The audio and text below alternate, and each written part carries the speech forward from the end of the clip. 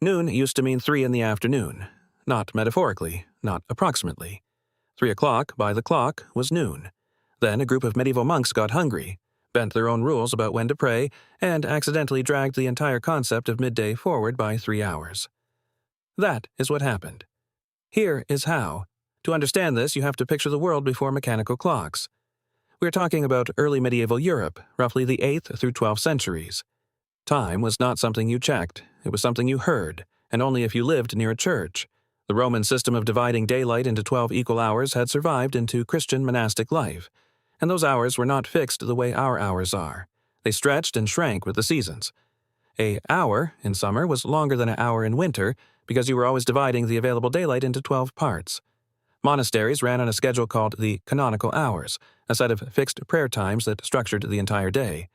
Prime was the first hour, around sunrise. Terce was the third. Sext was the sixth, midday. And nona, the ninth, was mid-afternoon, about 3 in the afternoon by our reckoning.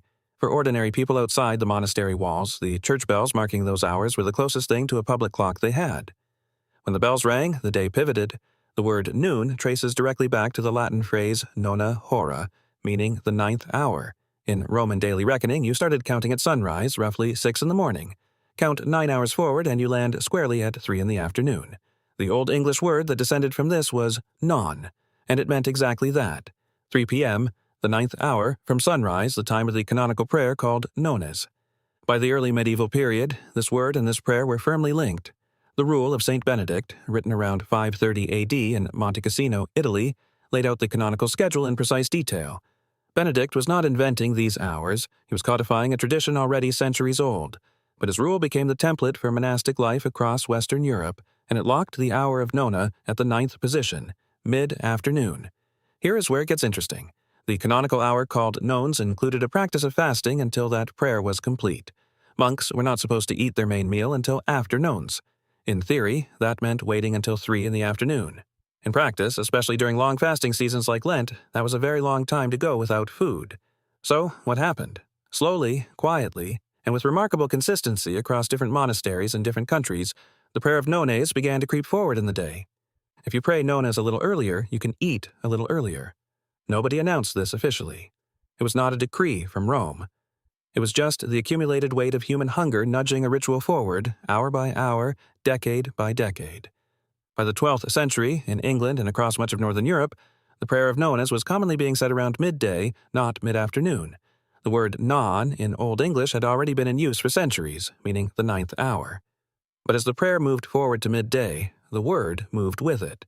The earliest recorded instance of noon being used to mean 12 o'clock, actual midday, dates to around 1828 in formal written English, though the shift in spoken use had been underway for centuries before that. The word had completed its migration. Nona hora, the 9th hour, had become noon, the 12th. One concrete example of how disorienting this transition was. In the records of English ecclesiastical life during the 13th and 14th centuries, you find writers using noon in ways that seem contradictory to modern eyes.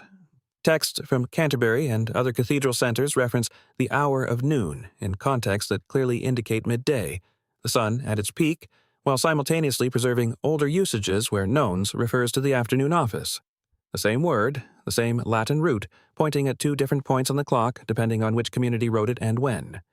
This is the slow, messy, very human way that words change. Not through declarations, but through behavior. The monks changed when they ate, the bells changed when they rang, and eventually the word changed what it meant. The common assumption about noon is that it has always meant midday, that it is somehow natural or obvious that the high point of the day gets that name. Some people, when they learn the Latin root, assume that the Romans simply miscounted, or that 9th was a poetic way of saying middle. None of that is true. The Romans counted correctly.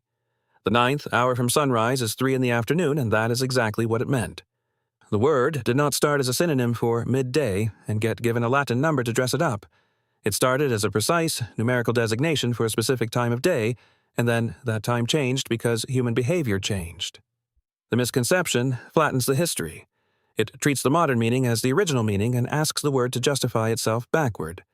The real story runs the other direction. The word was perfectly accurate. It was the schedule that moved. The clearest surviving echo of the old meaning is the word noon itself inside afternoon. Think about what that word actually says. afternoon, after the nona. In an older layer of English, afternoon meant the period after the ninth hour prayer. It was a time reference anchored to 3 in the afternoon. Now we use afternoon to mean anything after 12, which is a direct consequence of noon sliding backward by 3 hours.